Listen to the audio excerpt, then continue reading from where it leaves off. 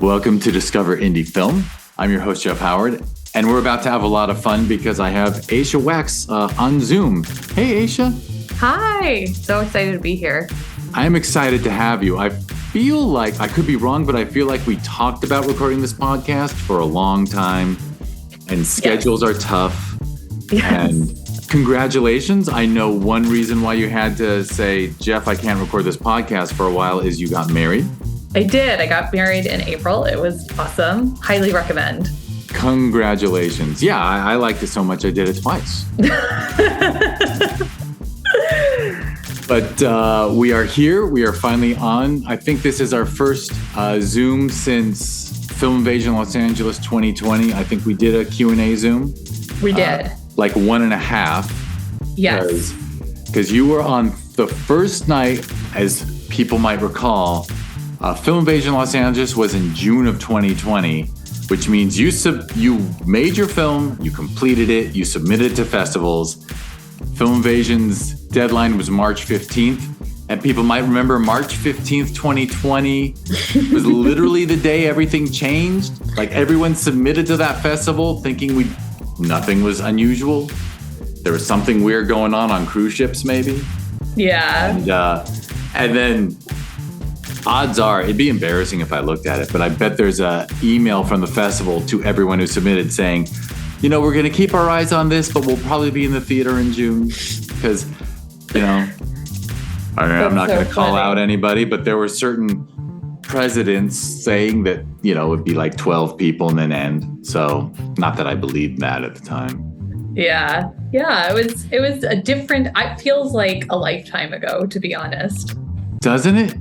Yeah. But I mean, you had the least fortunate timing of having, I'm sure everyone I ever knew always avoided virtual festivals, right? You're like, I'm only going to submit to a film festival if it's an actual film festival. If they do an online thing, forget it. Yeah. And all of a sudden, every festival became virtual for about 1.5 years. Yeah, this was my first short film and my first experience. And I, through the whole festival process, only went to one in-person festival last September. So it was definitely a weird experience because it felt like I was doing well, but I also never went anywhere or met anybody. I mean, I met some people through Film Invasion, but I will say you did do the best job with facilitating meet and greets and Zooms. And I feel like anybody who I met through the festival circuit, I met through Film Invasion. But the rest of the festivals that I did, I didn't go to anything. And it was all from my living room. So it was like a very anticlimactic experience. Last September, I did a festival in Austin, and I finally got to see my film on the big screen, and it was really exciting. And it was 2 years in the making, but it was a very strange experience to be I feel like this is doing well, but who knows? I have not been anywhere. And I can tell you, as someone who is programmed, I think my 16th festival will be in November. And had we just been in the theater like normal, you're LA based, so you actually would have been at Film Invasion LA, and you would have heard a full, we normally get 40, 50, we fill up the house close to it. And you would have got to hear people laugh because your film, by the way, did I name it Grief Vigilantes? I think I jumped into the introduction and I didn't say Grief Vigilantes is the name of the film. Yes. And at Film Invasion Los Angeles, you got 2 awards. You got Outstanding Short Film Comedy and Outstanding Acting by a Cast, which anyone who's seen the film, that was, you ran away with those because it is a great cast. And it is such a funny film. And comedy in a theater with other humans, it's the best. They're actually, then comes horror. It's nice to be scared with other people, but drama, you don't really need to be in a theater with other people for a drama like you do comedy. I agree completely. And it is, I feel so fortunate that I got to see it once, but that I got to have that, and it got into so many festivals. And I did get super lucky with my cast. They're all friends and they are all amazing actresses. And I just asked them to do it because I knew they were the best. So makes sense. And yeah, you're doing the right thing when that's, I think, the quote by Spike Lee. Like, someone said, you always cast your friends. And he said, my friends are great actors. Yeah, I try to surround I've been in the comedy scene in LA for 13, 14 years. So I have been around the block at the Groundlings and at UCB. And I know a lot of people who are just like amazing comedians. And like, I feel like they always say it, but it's true. Like, it's much harder to do comedy than it is to do drama. So when you find good comedic actors, you're like, well, I know they can do anything. And yeah, because comedians can do, if there's some serious moments in a comedy, your funny people can do it. If there's a funny moment in a drama, sometimes it's tough.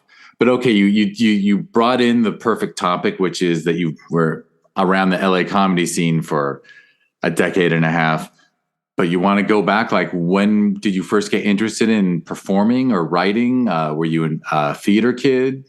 Yes. So I was a big musical theater kid. I am from LA. I'm from the Valley. I went to a Jewish day school, Milken Community High School, and I did theater there. And then in college, I went to UC Irvine and did theater and musical theater, and went and studied abroad in Italy and studied Commedia dell'arte, and came back to LA and just started doing a ton of sketch comedy and a ton of improv, and went through the whole program at the Groundlings and at the Upright Citizens Brigade and at Improv Olympic, which is no longer here. If you do comedy long enough, I'm sure this is the same for festivals. Like, you live to see festivals and comedy theaters die and then maybe be reborn, or like, it's a very interesting circular process. So I used to perform a lot at Improv Olympic, which is no more. Now there's the Pack Theater, which I've also performed at. And I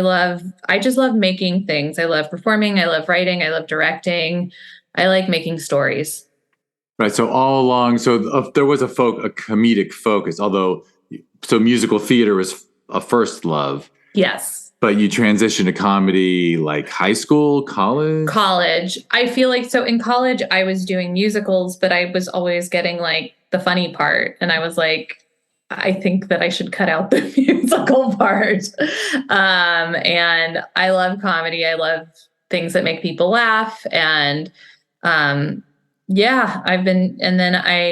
have been doing that and writing at the same time. And then I've been directing more seriously for the last 5 years.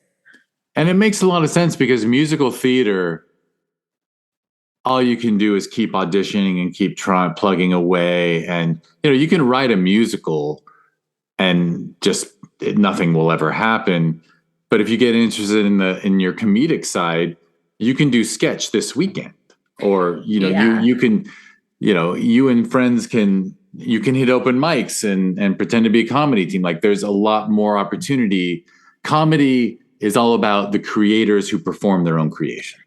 Yeah. It's very empowering. I was in a sketch group for 5 years. After college, I had a writing partner for another 5 years. It's like all these different relationships, and you kind of learn about yourself you're like coming to know yourself, your voice as a performer and as a person at the same time, which is very cool.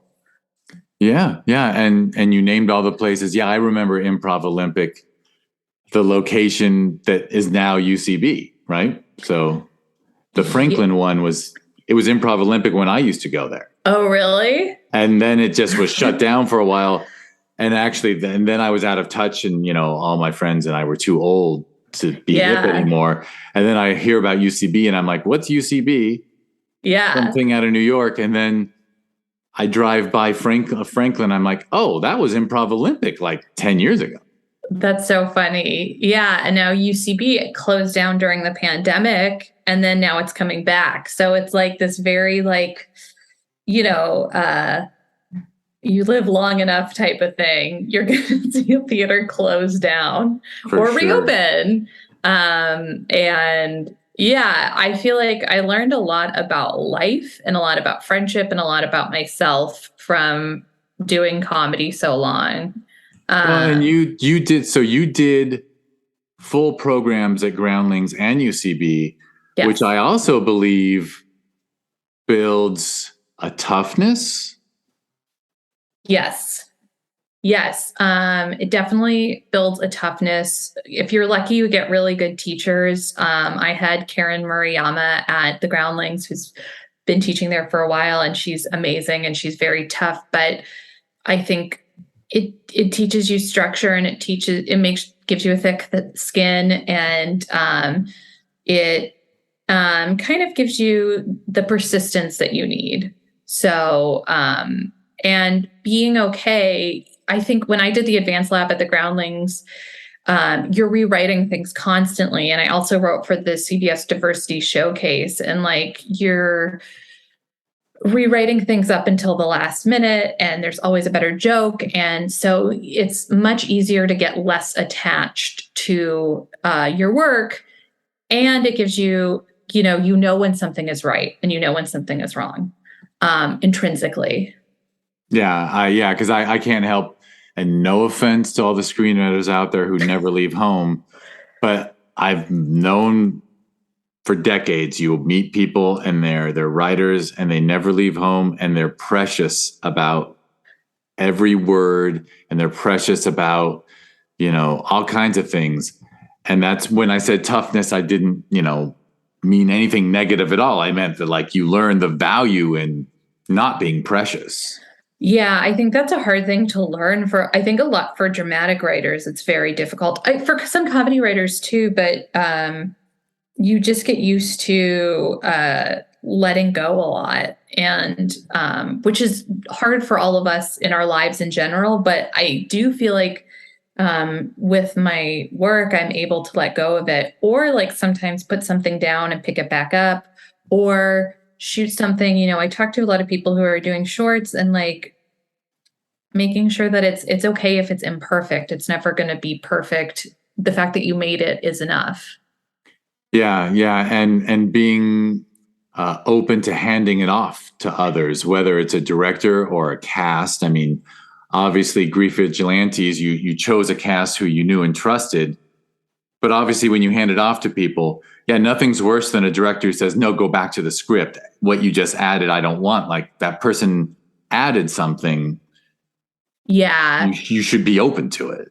Oh, for sure. Yeah. I mean, I trust that if I have a good actor, they're just only going to improve upon. They're probably smarter than I am. So I wouldn't say they're smarter than you, but no, but I mean, two great minds working together is one great mind better than one great mind working alone. And for those who are wondering, Zoom just froze, so I'm going to talk a little while I wait for. Okay, so now you're unfrozen. Great. We got to live with Zoom. Yeah. But it is definitely like, I like working with actors who I trust. I don't like over directing, and I think it's like being clear with someone, but trusting that they will get you there. And if they won't, I've dealt with that too. Less in my own personal short films that I've made and sketches, but more in theater work. And it's hard. And that is a different kind of challenge.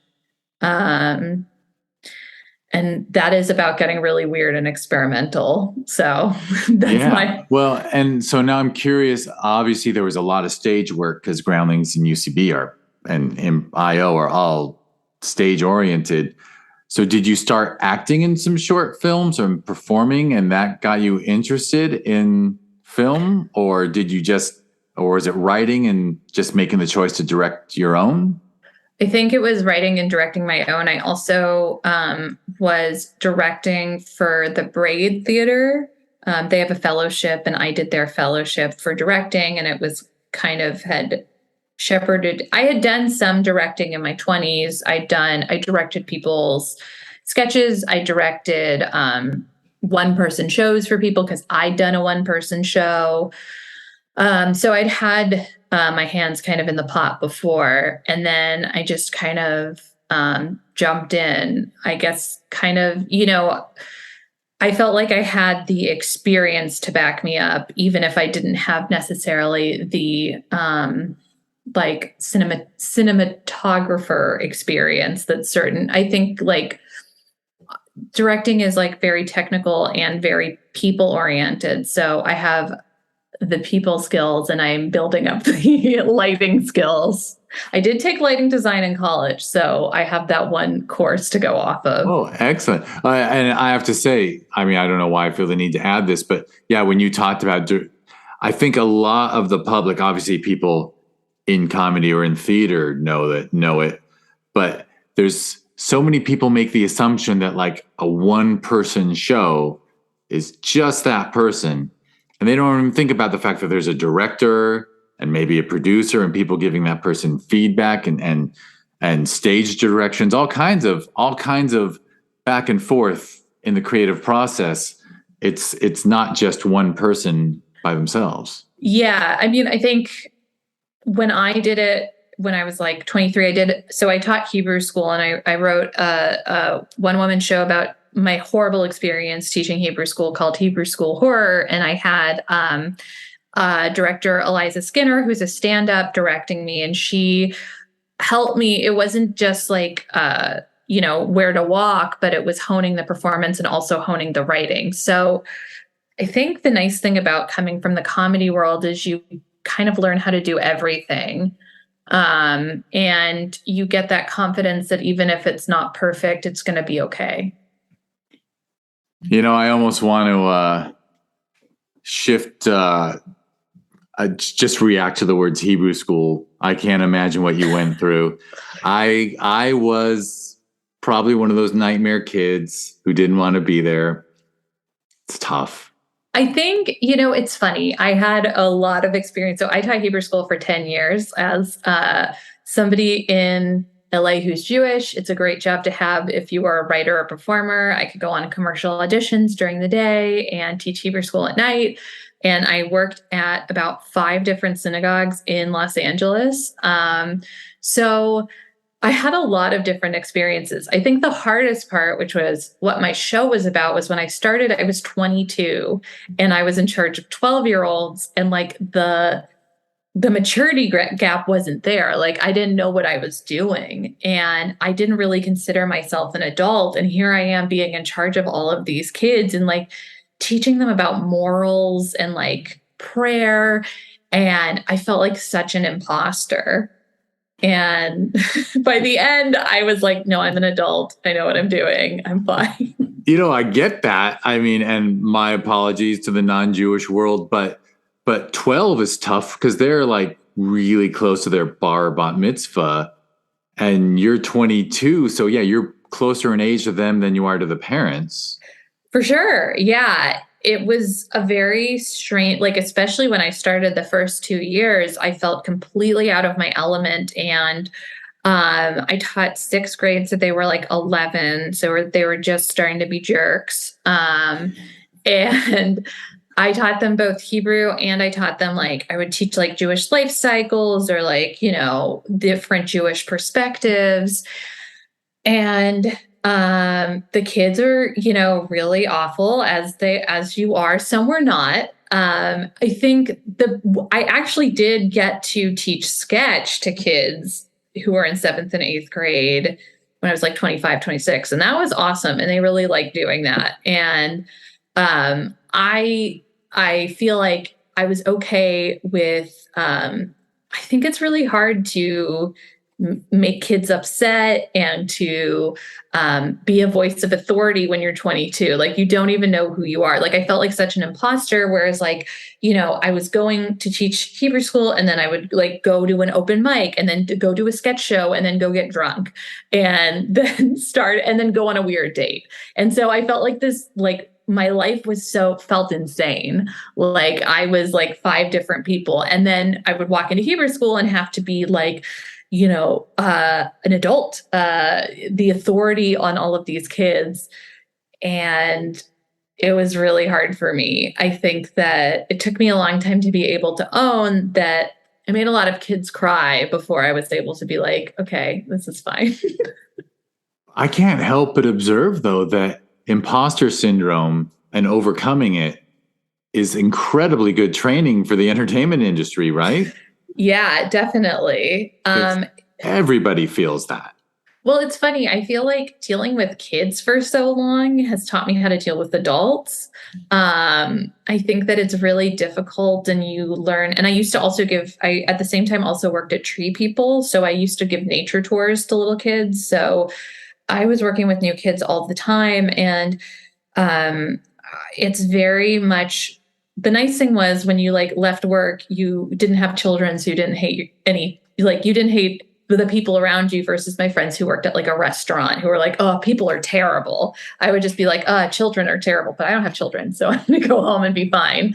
But the cool thing about it is that you're like, okay, they just want to feel heard. They just want to feel respected. These kids sometimes need to be put in line and sometimes need someone to tell them what to do. And you learn how to do that. And then when you're dealing with an adult, you're like, okay, these people need to be told what to do. These people need to feel respected. It's the same thing for no matter how old somebody is. It is. And there's that Alfred Hitchcock quote that actors are like children that a lot of people get angry about. But I think you can interpret that differently, that actors are so vulnerable. Yeah. The acting on film, they need a director to act as a parent, to act to provide what they need when they need it. Because good parenting isn't controlling your kid. Good parenting is being there when they need it, letting them do their own thing when that's right. Exactly. Yeah, it's totally that. It's totally it's about trust and it's about respect. And working with kids is about that too. And like in terms of letting go of you're not going to be right all the time. You're going to make mistakes and sometimes they're going to be upset and you can't control that. And it's, I guess, learning how to be an adult is the same as learning how to be a director. Well, and I don't want to sound like the old man all the time, but I think we all learn when you're in your 20s, you can't believe how little you knew in your teens. And when you're in your 30s, you look back on your 20s. 40, I swear, at your 50s, you look back on your 40s, 60s. I don't think it's till your 70s that you finally start going, I used to be sharper. Like we just keep learning more and more. Yeah, definitely. And I just have to say that I'm amazed I never met you before because I grew up in Studio City. So I lived near the Tree People place my whole life. And now you know from when you came here to get your trophy for Grief Vigilantes, what am I, 4 minutes from Milliken? Yeah. Academy? Like your high school, I could walk to it. You could, yeah. Yeah. It's just kind of funny coincidences. And I will share the coincidence that the best man at your wedding was on this podcast. I recorded yesterday. Yeah. But so this is a weird, the simulation we live in is like, it's the cat is, it's weird. There's a weird glitch in the matrix right here. I feel like LA is kind of a small town and like, people who are Jewish in LA, it's even more of a small town. So yeah, when you're born and grow up here, it's so different than the people who move here. Yes. Yeah.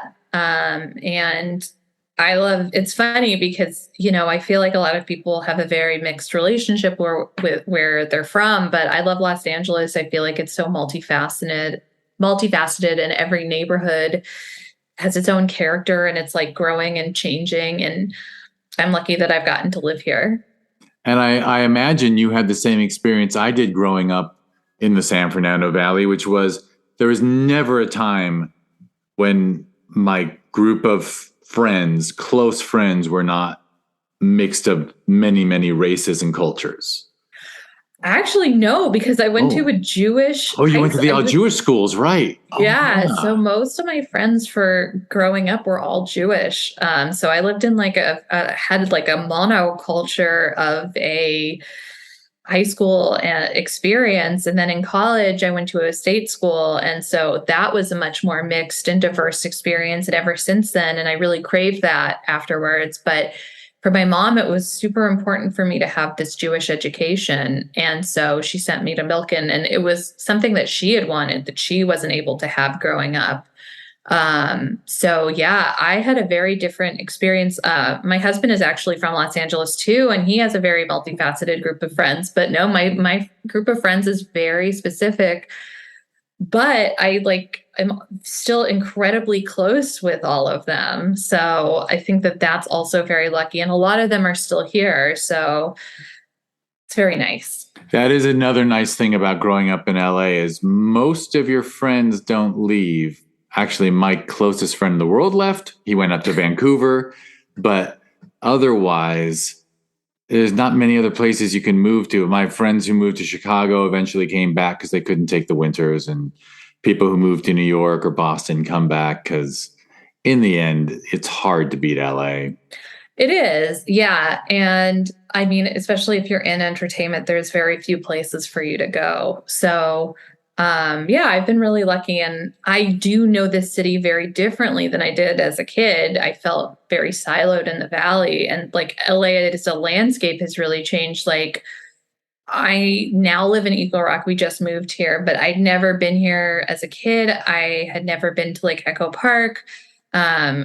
It was like after the LA riots, and I feel like my parents were very sheltering and didn't take me to that part of town. And it's amazing. Like I lived in Koreatown, I've lived in West Hollywood.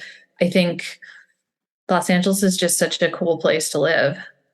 It is. It is. All right. So you're writing, and we'll get you back in the theater. So you're at these theaters and you're doing the programs. Was there anything specific that led to you deciding to make a film? I think I was looking for kind of like a different kind of calling card for my writing. I'd written a lot of sketches. I'd written a lot of I'd written a couple screenplays, and I wanted a challenge. And so I was like, I want to do a short film. And this was right after my dad died. So it felt like a new focus, and it felt like something to put my effort into. And it was based on this grief group that I had been in that was really inspiring. And I was messaging them earlier tonight. And so, yeah, I wanted to translate that. And I think too, before my dad died, I had spent a lot of time writing. I'd written for myself, but I'd also written in partnerships or in groups. And this was a time where I was coming back to writing with myself. And so I wanted to do a project for myself. And writing in a partnership is wonderful, but it is like a marriage. And when it ends, it can make you feel like you don't know who you are anymore on your own.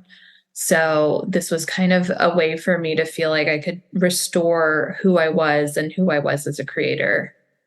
Yeah. And your dad passing, were you considering film I'm sorry if you sort of answered it, but were you considering film and then that happened, or did that happen?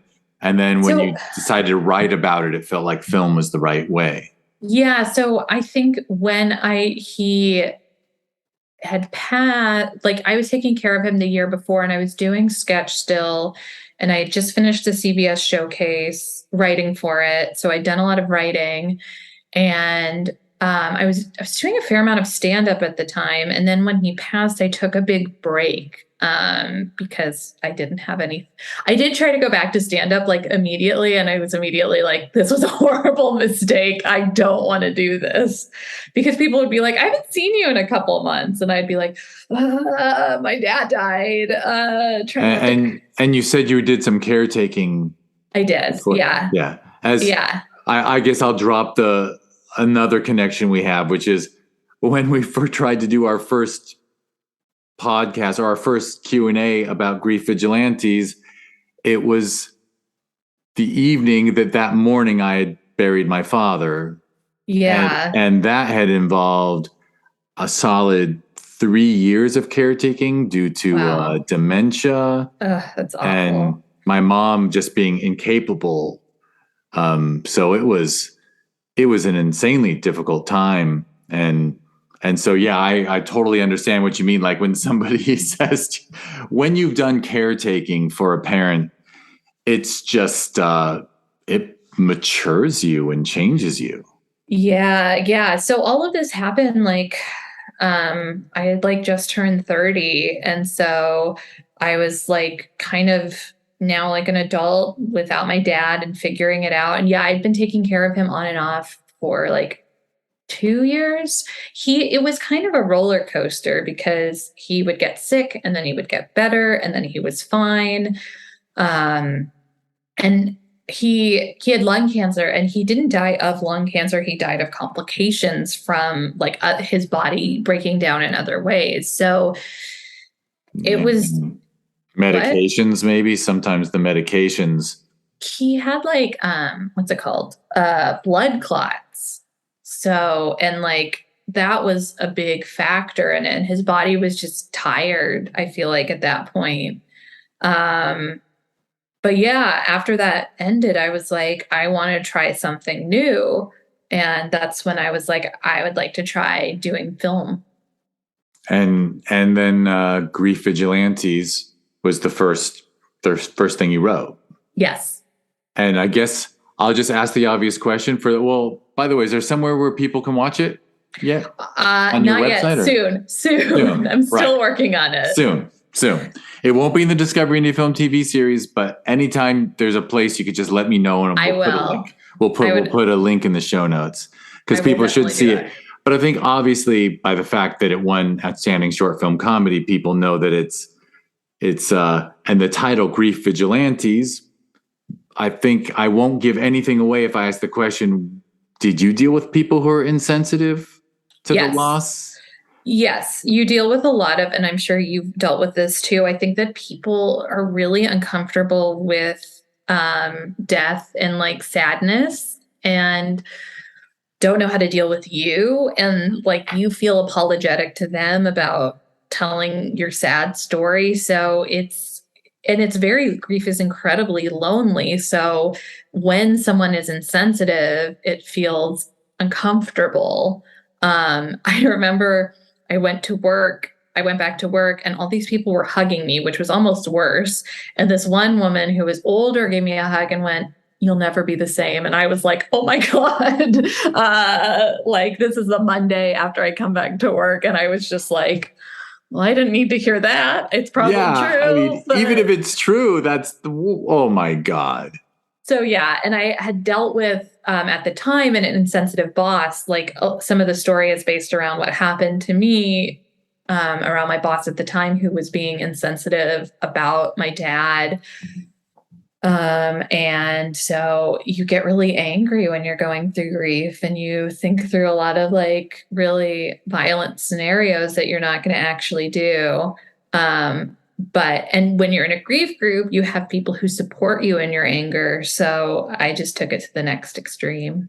Yeah. And one of the largest fallacies about grief is this stupid 7 stages thing, because you experience all 7 stages at all times, various times throughout the day. It's not once you're done with anger, you move on to something else. No, you can be angry today, you can be sorrowful tomorrow, you can be angry again, then you'll be bargaining. It's all at once. I can't believe our culture has bought into some ridiculous story about grief, but I guess it's because our culture can't deal with death at all. I think it's easier. I think it's like there's so many unknowns, and I think it's scary. And like I try to be empathetic to people who were really distant during that time. Now I couldn't at the time. Like I had friends who like disappeared or who came, but I mean, most of my friends were fine, but I think that there were a lot of people who were really uncomfortable. I remember going to lunch with someone and they were like, I was waiting for you to reach out to me. And I went, I would have never reached out to you. Like I was tired. I had stuff to do. Like, I think the like you're saying, like it's really uncomfortable, and we don't a lot of times talk about all of the like labor that's involved afterwards. Like I had to clean out my dad's house. Like you have to figure out what to do with all their bills, and like I'll give this example. This is like a crazy story that has, so my dad had an iPad that I have, and I wanted to reset it, and I don't have his password. I will never have his password. And I went to the Apple store, and they were like, well, you need his password. And I would be like, okay, well, I don't have it. So then like 6 months would go by, and then I'd come back a year later and they'd be like, you don't have his password. There's nothing we can do. Or like, you have to keep calling this one number. So then I do that for a week, and then I get tired, and then I wouldn't do it. So I went back again. This was in November. And I said, this is my dad's iPad. It's almost 5 years old at this point. And they were like, you have to go to a judge who has to rule that this is your dad's iPad. You have to get a court order because of privacy laws. Then we will unlock it. Anyway, that's the kind of bullshit that you deal with when someone dies that nobody is going to warn you about. Yeah. And, oh, yeah. Ridiculous. Yeah. So, yeah. And so the script was born from everything you went through. But specifically, you also were very smart and went to a grief group. Yeah. I had one of my dad's friends recommended Our House, which is in LA, and they were amazing. We filmed there for free. They were super supportive, and I was incredibly lucky. I met an amazing group of women, and yeah, I would highly recommend going to a grief group if you can. I think I got lucky that my dad passed away before the pandemic, so we all met in person, which makes a large difference. I think it's really hard over Zoom. Actually, the lead actress in my film, her mom passed away last year, and she went to a grief group over Zoom and was saying how difficult it was because it's not quite the same. Yeah, it's not. Actually, my uncle lost his wife of 60 plus years during the pandemic, but he found a grief group that always met at a park. Oh, that's nice. And so they just wore masks at a park outdoors. That's better. And now he's partnered with one of those ladies he met. That's very sweet. Yeah, what can you do? I guess, in your 80s, it's well, anyway. So the script came naturally. It was a quick was it, obviously this is a very pat question. My apologies for the lameness of the question, but was it liberating and yeah, it was really nice to write. And like a lot of it was pulled from my own experience. And we shot in places. We shot at my office that I work at, where my boss was not nice to me. We shot at our house where I went to grief group. I wrote it once, and then I had a draft. I got notes from a friend. Then a friend of mine would have these like salons, and I brought it up and got notes on that, revised it, and then started getting ready to shoot it, found my producers, and just went ahead with it. So I think I only did like 2 revisions because I felt good about it. And I have done a lot of sketch comedy and a lot of film sketch comedy. So I have the experience of like collaborating and getting people together. And so I was like, okay, let's make this happen. And I got really lucky in that I got all my locations for free. Where they're sitting and crying on the bench is where I used to sit and cry on the bench too. I didn't have a permit, but we just shot there.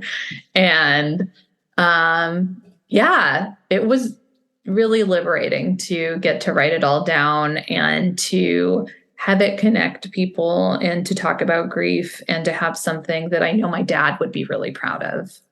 Absolutely. Yeah. And it makes sense that you were able to shoot it that way and to trust not an early draft, but you also probably knew the people you're bringing in.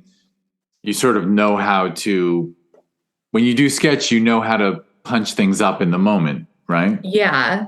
Yeah. I think, I just trusted that they would like, if they needed to improvise, they would. They're all such awesome actresses. I loved the team I assembled. It just felt, it all came together really easily. Yeah, and really, I think it's the tone, and the tone comes from the writer director, but the tone of it is so refreshing and enjoyable that you did actually make a very enjoyable film about a very difficult subject. Well, thanks. Yeah, I kind of wanted to talk about how like grief is, as you were saying, it's like funny sometimes. You laugh at funerals. Um, there's a lightness to it as well. And even, we're in Los Angeles, and when you're grieving, it's still sunny outside.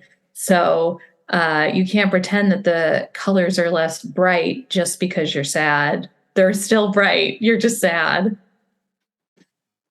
No, and yeah, grief is whether you're in LA or not, those people, especially people who have been in your life forever, like a parent or a best friend, it is you just keep bringing them up for forever. Yeah, Like they're yeah. still a part of us. Oh, for sure. And it's funny. I'm less sad. I whatever. I mean, my best friend of 40 years died of COVID. I'm so The sorry. guy who moved to Vancouver, and this guy and I were the high school trio, and now we're a duo. COVID got him in March of 2020. Wow.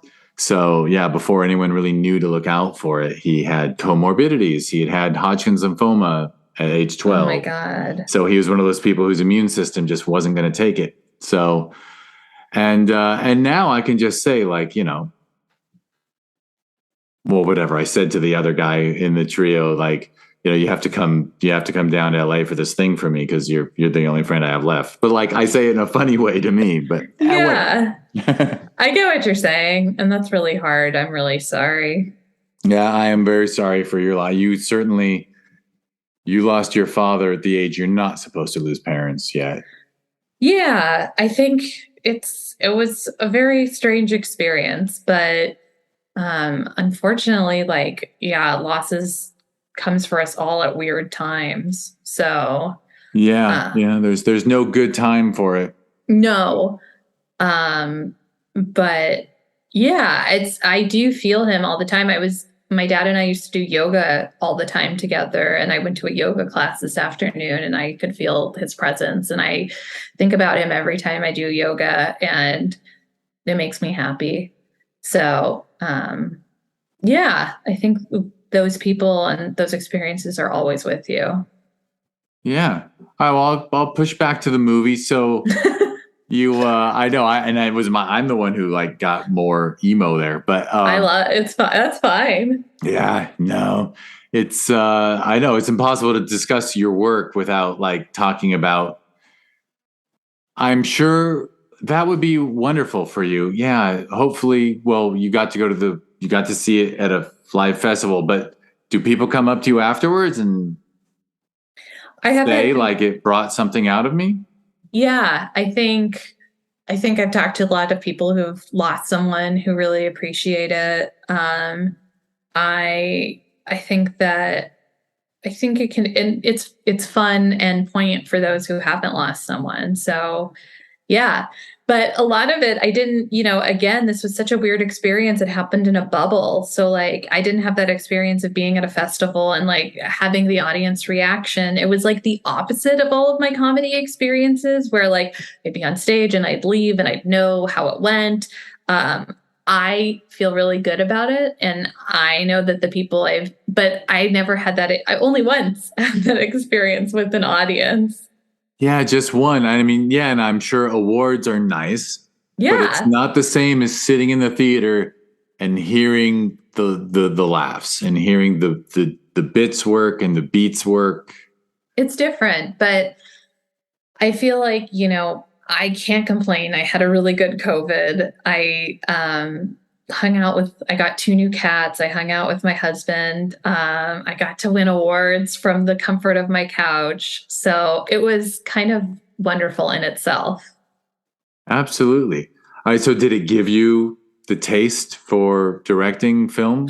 Yeah, yeah. I just finished my next short film, so I am starting on that festival circuit. it's gotten into three festivals so far. Congrats. That sounds great. Thank you. And just more and more, is it going to be a focus? Have you, now that everyone's been, or not everyone's been back? Well, what a funny statement. Everyone's been vaccinated. No, not everyone's been vaccinated, but we're kind of over it anyway. Like, have you gone back to the theater world at all? So throughout pandemic, I was doing a lot of work with The Braid, which used to be the Jewish Women's Theater, and I was directing a lot of their Zoom shows. So I had been doing that and then I did a web series for them up until January. So yes and no, it was still film, but also theater. So and remote still. Yeah. Like you've become a Zoom expert. I have. I can tell. I know what to do. And so I've had a little bit of both, but I love film. I love theater. I love making art. And I love comedy. So I'm just going to keep doing it. And I guess the question I'm trying to get at is like, are you going to jump back on stage for sketch or anything? Yes, probably. I do a monthly. But you've been so busy. Well, I do a monthly show at this venue called the Clubhouse with two other female comedians. It's called Soft Skills, and it's a variety show the second Saturday at 10 p.m. every month. And so I do characters and stand-up and storytelling, and that's definitely been scratching that itch. We've been doing it since March. Oh, great. So yeah, and that's once a month you're doing it. Yes. Yeah, that's good. You're keeping your muscles. It's like going to the gym. Exactly. Wonderful. And bigger film plans? Like, are you thinking features or thinking? I am. It feels like a big, I like to do things that scare me. That's how I started doing stand-up. And this kind of doing a short film also kind of scared me. So I'd like to do a feature at some point. I'm writing a feature right now. But that's a whole other animal that requires some fundraising. So we'll see. I love TV too. I would love to like direct for TV or direct for commercials. I just like all of it. And still deeply rooted in comedy, or? Yeah, although I'm writing like a horror comedy, but yeah, I did for The Braid, I did a lot of drama. I did a lot of dramatic pieces over the last 2 years. So I guess, the best dramatic pieces have a little bit of lightness to them too. They're not just like maudlin heavy. Being able to bring myself to whatever piece I'm doing next, which will always have a little bit of comedy in it. Well, I think you're onto something with horror comedy, because besides the fact that horror might be the most commercial of genres, I got a theory that I can't stop repeating, which is that the scare and the laugh are special, that they're both involuntary. And they just go together so well in a film. I think all the best horror films have laughs in them. I agree. Because otherwise it just becomes like too intense. Yeah. And, Scream is actually really scary, but it's also really funny at times. Exactly. Yeah. I love a horror comedy. They're good and they have a lot to say usually. So I'm all about it. Yeah. Yeah. Is that the feature or is that? Yeah. Yeah. That's my feature I'm working on. All right. Well, it should be a little easier to raise money for horror. I know it's, I don't know what kind of way I can prevent that from being a hex, but that's okay. You know what? I've also had lots of things where I've let go of projects. They've come back into my life. You never know. Like the right things happen at the right time project wise. And sometimes it's not that right time. And you put it down for 5 years and then it's time to do it. So I'm very much all about being open to like what the spirit of like the artistic process is telling me to do. Yeah. Yeah. And as we discussed before we started recording, by being multifaceted, by having directing, film directing, stage directing, writing for both, performing in both, you are, by not choosing a lane, you're giving yourself more opportunity. Yeah, exactly. Yeah. And nowadays, heck, the way technology is and the way distribution of entertainment has been completely destroyed and blown up, and no one knows what's going on anymore. That there's no reason why people should limit themselves. I agree. I think that, you have a lot of people telling you to choose one thing, but it is like a weird liberal arts degree type of thing of being able to do anything is awesome. Absolutely. All right. Well, anything you want to add in before we transition? There will be a second I didn't warn you. I'll just say it now while we're recording. But I always stop recording. I let the interview be all about you, and then we'll start recording again for you to answer those 4 questions. About your favorite films and all that. Sure. That'll be like a separate little bit. Sounds great. You have to remind me what those questions are. I will. I could do it right now while we're recording. But it's just favorite films, a film that's underrated, a film that's overrated, and a lesser known film that people should seek out. Okay. And, got it. Yeah, I know. Because we planned this and rescheduled this so many times, you read that probably 6 months ago or longer. So my apologies for not reminding you. That's okay. I can come up with stuff on the fly. Excellent. Yeah, you trained for that. That's right. You were a trained improv performer. Yes. Excellent. Was there a website or social media handle people should? Aysha Wax and AyshaWax.com. I'm all around. I make a lot of jokes on Twitter about boba and horny things about the internet. And then on Instagram, it's just pictures of my cats. So I'm sorry in advance. I will repeat myself. I've said this a few times that, first of all, I'll let people know you spell Aysha, Aysha, Wax. They should be able to figure out. Yes. And my Instagram is just my fruit and vegetable garden and our guinea pig. Like he's so fucking cute. Like he's a star.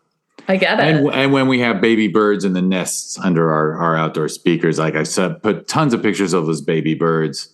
And friends make fun of me. They're like, your life is so exciting. I'm like, it is exciting to have baby birds outside your window. I'm sorry. Yeah, a dream. And cats are great. They are. I mean, yeah. Aren't we lucky we get to have pets? That's how I feel every day. Yeah, humans. I actually think that every day I pet the little guy, and I like, guinea pigs like to be talked to. And so I tell him, this might feel good to you, but there's like chemicals being released in my brain, buddy, because I am touching soft fur and scratching your back, and it just makes us feel better. I think, right? There's tons of studies that like you have lower blood pressure if you have a pet. Yeah, totally. Yeah. Yeah. So if you don't like pets, you should probably just like give up, get out of here. Definitely.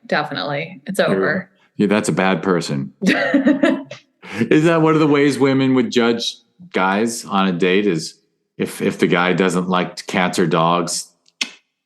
Oh, I don't know. I had I used to teach online dating workshops, right?